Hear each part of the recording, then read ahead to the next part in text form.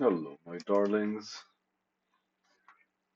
How are we today? We're recording. Amazing. Oh, this is a mess. Uh, okay, so today's script is interaction is an interaction. Both sides, inter as in like in between, right? Intermediate, I think is the word maybe they use, like something in between. Both sides should be adjusting and changing styles, meaning learning from each other. Now that is from an anime. It's Eminence in Shadow. And then on the other side, there's like the big arrow. You see it here? It's like a big arrow. It's a continuation. That's why it's a mess. If one side isn't changing their side and accepting a position of lack, then maybe there's a lot more they can teach you.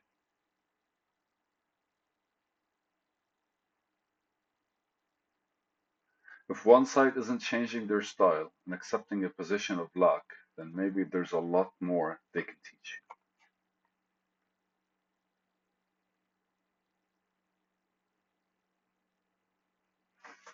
you. Okay, so I've had a conversation about a relationship,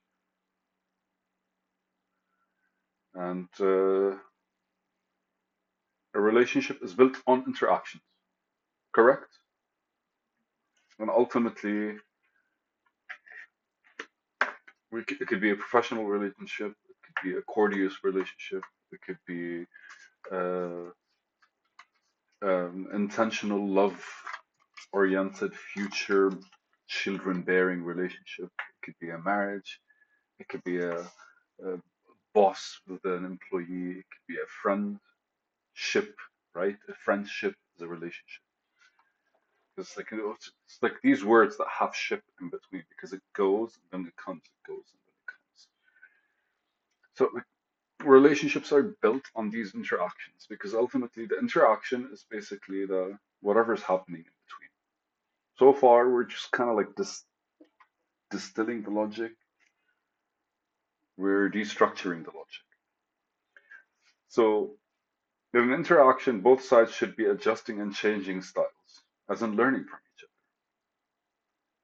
But if one side isn't changing their style and accepting a position of lack,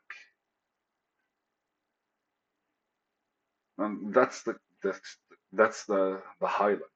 If one side isn't changing their style and accepting a position of lack, then maybe there's a lot more they can teach you.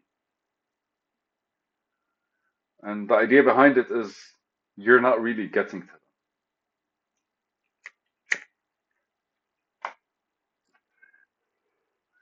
Here's a much better example. Let's pick a relationship between a master and a student,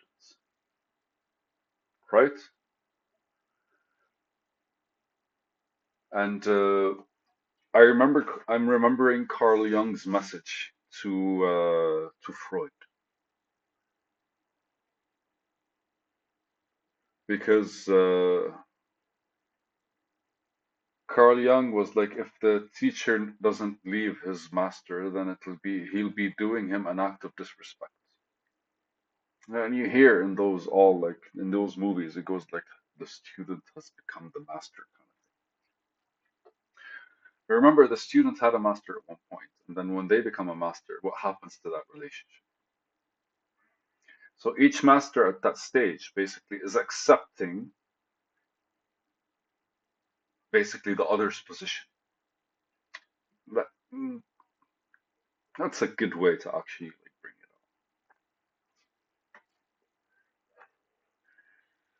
up. So if one side isn't changing their style and accepting a position of luck, because how do you learn, or how do you learn if not you kind of realize there's something that's kind of like lacking, and you are open enough to bring it to you. If they're not accepting a position of lack, then there's probably much more to teach you. They have probably a lot more they can teach you.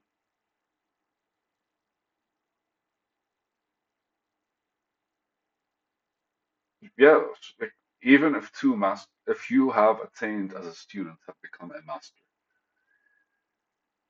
and if your master is not acknowledging you, and weirdly so, you're still going to learn from his action, from his basically inacceptance of the position. But it doesn't necessarily mean he's the one that's teaching you. You're learning from him. So technically, they are teaching you, but you're learning because of how they are instead of who they are. On the other side, if you think you're a master, and the other side is basically refusing to change their style, that also means you're not contributing in order for them to change. I think that's a little debate between like uh, people that are stubborn in their ways or people that haven't seen what you've been trying to show them, right? So an interaction is the action in between basically both people, and both sides should be adjusting and changing their styles. This is like huge because ultimately, like as you interact, you're supposed to be getting feedback. And what do I mean by adjusting and changing their style? Literally, like you're adjusting and changing your style literally means that you are not whole. You never are, because that's your ego. It never is. But at one point, you kind of feel like you are. And this made me remember, like, if you're the smartest person in the room, you're in the wrong room. Because if you're the smartest person in the room, that you kind of like formulate that image of yourself, because it's always being supported by everyone else. Whilst if you're in a different room that where people are smarter than you, then ultimately you're changing as you learn more and get better or become smarter. So the idea is like that those interactions like give us that like those teaching situations. And they don't have to be teaching us directly. They're basically their existence is for us to take in that manner. And naturally, if you're looking at an interaction and the interaction is not changing, and maybe it's changing from their side, maybe it's not changing from your side, but you can always get that feedback in the center because you're not looking at the other person. Because when you look at the other person, what you're doing is you're creating an image in your head. Remember, like consciousness explored itself through itself, which means first thing it did was it forgot about itself and then it realized its consciousness. And then when it realized its consciousness, it created something in between them. So there's it knowing about consciousness, which is the known, and it being the knower, knowing about the known.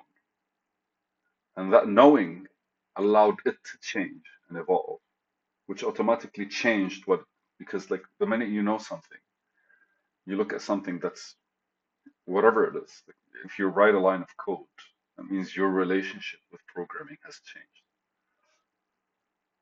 And then the minute that happens, you have changed because suddenly like programming is becoming a part of you one way or another. And then the minute that happened, the line of code that you write changes because at first it was kind of like a line of code, and then suddenly it has a bit more depth to it or meaning or connection. And that change as well kind of like changes the relationship because it changed, so the relationship automatically changes. And when the relationship changes and it changes, you change. And that's basically like the threshold that they talk about. It's like, I don't know, it just like feels like it's always the case when it comes to everything you know. You're always trying to like understand what you're looking at. And by doing that, you're understanding how you're looking at it. And then you're understanding who you are in terms of the looking for it. And then ultimately it changes because you changed how you look at it. And then basically once it changes, how you look at it changes, which changes you. And that back and forth. So I remember like don't look at what I'm getting out of this is basically do not necessarily look at the person, look at what's happening in between. And that relationship paints them differently and also paints you differently. And if you're not painted differently by this relationship, then you basically you still have a lot to kind of express in order for the interaction to change who you are. And if they're not changing, that probably means you have a lot to learn until basically you realize the interaction forms the relationship itself. I love this. I think I'm gonna rewatch the anime. Cool stuff, man. Yalla, babies. Have a good night.